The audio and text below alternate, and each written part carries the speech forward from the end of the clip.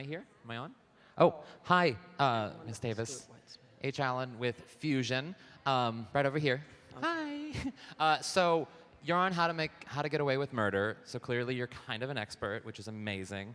So I wanted to ask you, do you think Stephen Avery is innocent or guilty from making a murderer? You know what's amazing that I haven't seen it? Because I watch Forensic Files, I watch Snapped, I watch Dateline Mystery 48 Hours, and I've never watched that, so I cannot weigh in on that.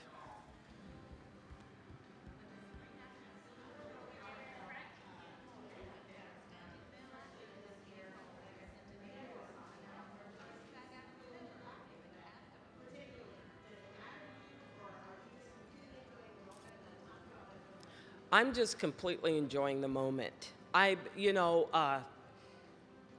We have become a society of trending topics. Diversity is not a trending topic. It's just not. I've always considered myself an actor since I got my equity card in 1988. I've never put any limitations on myself. I felt like I can play Chekhov, any character in Chekhov, in Shakespeare, in Miller, in August Wilson. I see myself as an actor.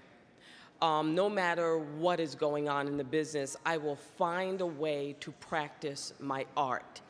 And all of the actors of color that I know don't place any limitations on themselves either. So regardless of what is going on with the Academy, regardless what is going on in Hollywood, they will find a way to be excellent.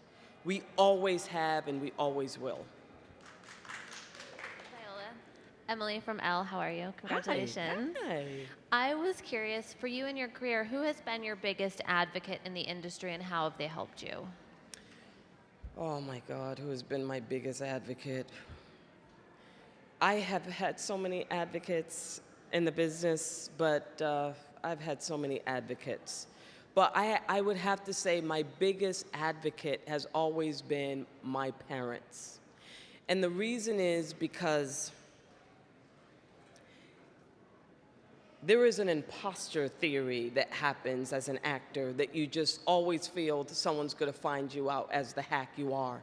You never feel good enough. I remember Marlon Brando said in one of his documentaries, there was a famous prima ballerina who said that he quoted it in his documentary, she said that if her life would be so happy if she could dance 1 minute perfectly. And I thought that was a really powerful statement because you never feel good enough as an actor. You never feel like your work is good enough. But your parents, my parents, have always been my biggest cheerleaders.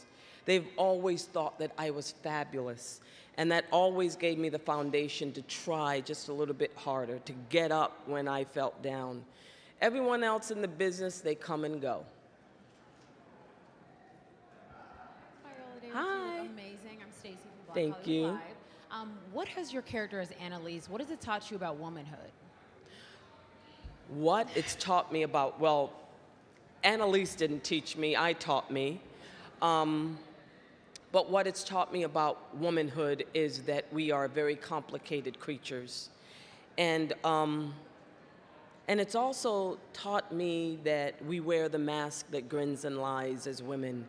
That so much of our public personas have been created by our culture, and especially a male-dominated culture, that if we stay pretty, we'll be okay. If we stay nice, we'll just be fine.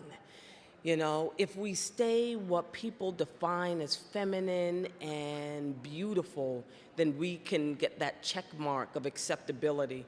And what Annalise has taught me is to just be that firestorm which is just human. To just be as messy and screwed up and beautiful and absolutely, essentially yourself as you humanly can. And it's given me a certain freedom. It really has. I always tell people, why do I have to have structure as Annalise?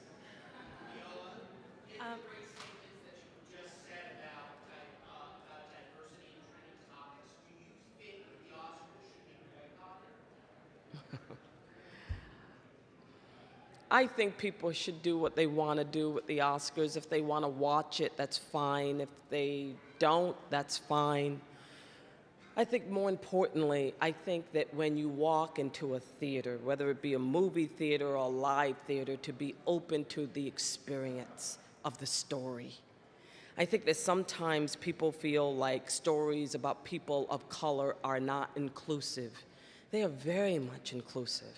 I mean, the works of August Wilson, which really pretty much made my career, is everyone's story. I mean, when you watch Annalise, she's not just a black woman, she is a woman going through her life, you know? And I feel like people forget that in our business, we can't act in a room. You need the actor, you need the writer, you need the director, and finally, you need the audience.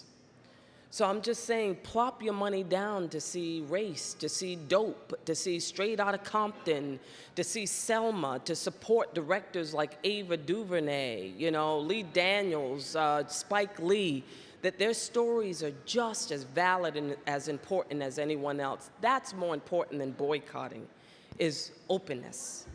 Ladies and gentlemen, we have time for one more question. Brandy Within Style. Hi. Hi, first of all, your dress is beautiful. Thank you. I just wanted to know, what advice would you give someone who hasn't achieved their dreams just yet? Well, you know, I sat down at a party once, and as life would have it, I sat down next to a life coach. And one of the things he told me is that everyone is told to follow their dreams. Everyone just is really focused on success. And so we do everything to achieve that success. But we forget the final stage, which is significance. And so I would tell anyone who has a dream, especially if it's in this business, to find the significance in it. Listen, I started out, I just wanted to act. I didn't have the speech, you know, planned with the toilet paper roll in the mirror. I didn't. I just wanted to be a great craftsperson. I wanted to move people. I was perfectly happy doing theater. I was making a living. I could pay my bills. I paid my student loans off. But I wanted to create because the joy of that, the joy of making people feel less alone, made me feel significant. And so that's what I would tell them, to follow their heart. You know, as cheesy as that may sound, listen, I'm 50 years old. It works. It's cheesy, but it works. Thank you.